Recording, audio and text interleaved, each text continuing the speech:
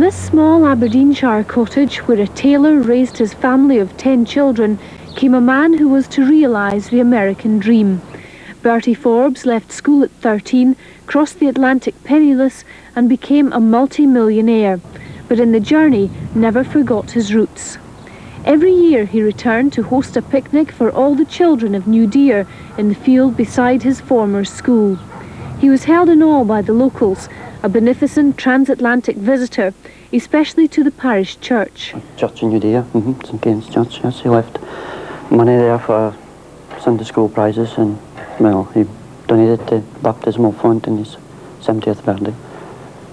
But there's still money left, you know, for the church and Whitehall School, and they have a yearly Christmas party, you know, for the children in that area. So it'll last forever, I suppose. Did he always come to the area in the summertime? Mostly, but he was across one Christmas in which we did a school tune and did a concert for him. And then he played Santa afterwards. He got dressed up? Oh yes, and he was on the stage with a sleigh and artificial reindeer, you know, looked real good. Now Bertie Forbes' place has been taken at the head of his publishing empire by his son Malcolm, who has become one of America's wealthiest men. The family's Scottish heritage is ingrained in his memory through his father. He never lost his Scottish burr, and I think, like most Scotsmen who settle anywhere else, they have a feeling about their roots. My father certainly did, and when I was 7 was the first time I came back. He brought us all back every other summer until the war, World War II, that is, and the traits and the feelings that he had, even though he left school to go to work at the age of 13, he never lost the sense of his Scottishness, and it's been a source of pride for all of us. He put on his kilt and danced at my wedding, which was 40 years ago. I think, as I say, most Scotsmen are proud of it. And of course your father realised the American dream, didn't he? Well, he epitomized it.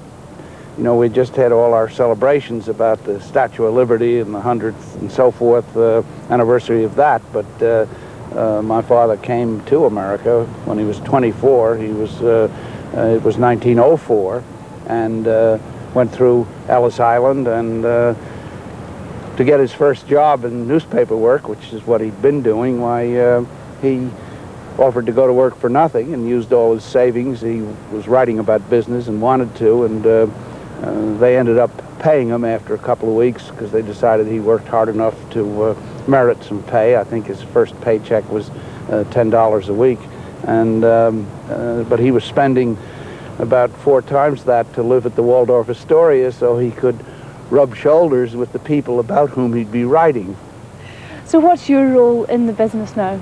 Well, reaping the benefits, but sowing a few. I enjoy it. It's not hard to enjoy a job when you're the boss, and I am the sole stockholder.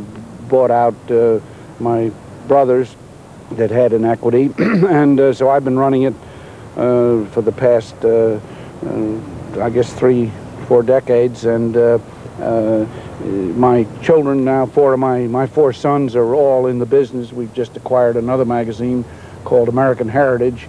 My youngest son has dealt with the negotiations, and he's running that. He was the last to become, as I say, he was the last one to nepot.